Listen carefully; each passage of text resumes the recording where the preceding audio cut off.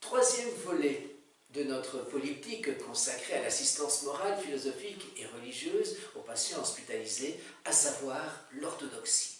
L'orthodoxie est toujours, avec le catholicisme, avec le protestantisme, une des branches, bien sûr, du christianisme. Donc ils croient eux aussi en un Dieu trinitaire, la Sainte Trinité, Dieu Père, Dieu Fils, Dieu Esprit.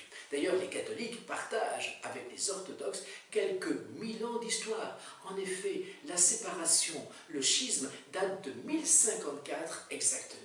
Vous avez d'un côté le cardinal Humbert qui représente la partie catholique, vous avez Michel Cérulaire qui représente la partie orthodoxe. Les deux hommes, normalement, doivent se réconcilier, faire en sorte qu'il n'y ait pas de séparation précisément, mais ils ne parviennent pas à s'entendre.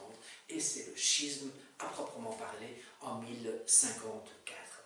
En fait, sur un plan théologique, eh bien, catholiques et orthodoxes partagent la même foi, sauf sur un tout petit point qui est la controverse du filioque et du fils en latin, filioque et du fils. C'est-à-dire que pour les catholiques, Dieu Père, Dieu Fils, Dieu Saint-Esprit. Souvenez-vous, eh bien pour les catholiques, le Saint-Esprit procède du Père et du Fils.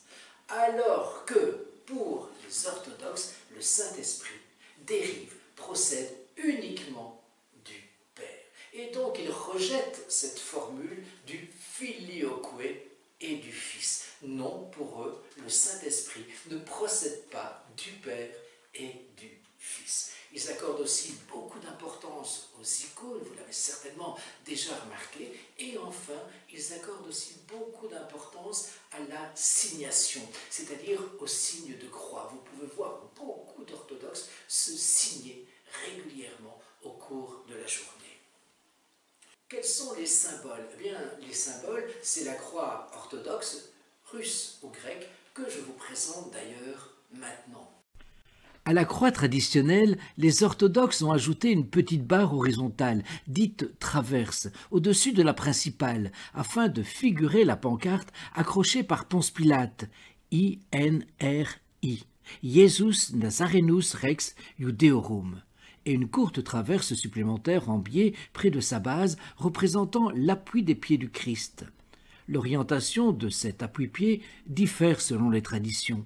D'après la coutume orthodoxe russe, la traverse est penchée vers la droite, en direction du mauvais larron, pointant ainsi en direction de l'enfer. Le bon larron, quant à lui, étant élevé au paradis, est situé à la droite du Christ. Dans d'autres églises, comme l'église grecque orthodoxe, le repose-pied reste droit. Accompagnement du mourant. Ce sont des prières récitées par le prêtre et la famille en fonction même des désirs du mourant.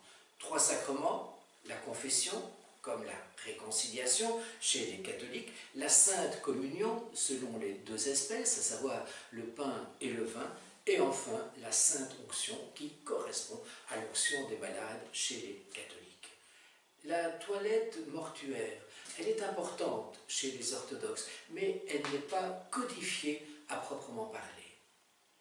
Présentation du défunt sur le dos, les mains croisées et une icône ou du Christ ou de la Vierge ou une croix encore sur la poitrine. Veillée funéraire, le défunt est veillé par sa famille et par un prêtre également, et des prières sont récitées. Funérailles, les funérailles sont organisées à l'église, on parle de panichide, c'est la célébration, c'est le nom de la célébration des funérailles. Ainsi se termine ce 3e volet consacré à l'assistance morale, philosophique, religieuse aux patients hospitalisés et tous les